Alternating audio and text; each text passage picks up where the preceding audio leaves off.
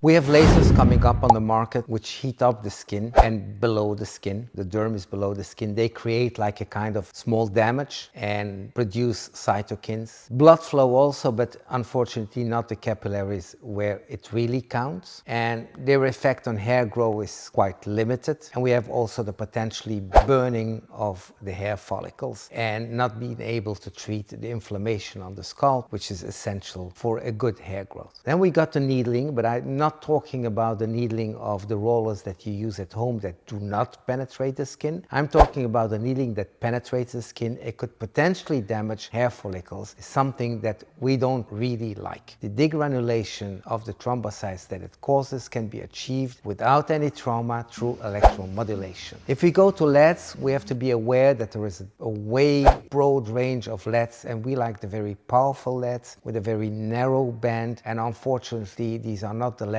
caps. They are too weak to generate this hair growth. As necessary, they can be only an adjuvant to another therapy. If we go to drugs and lotions, basically they are on hormones or hormone blockers like finasteride, which block the male hormones, or minoxidil, which enhance the blood flow in the arterioles, but not in the microcirculation where they are really needed. That's the realm of the electromodulation. And then we go to the hair transplant surgery, and the hair transplant surgery has a few drawbacks. The first one is we don't add hairs to our scalp. We just shift them from one place to another, and we can only shift a maximum of 6,000, 6,500 hair follicles in several sessions of 1,500, and that means we don't add hair. Instead, with electromodulation, we awaken 30,000 sleeping hair follicles that produce hair too thin to see, and these become really new hairs that are visible,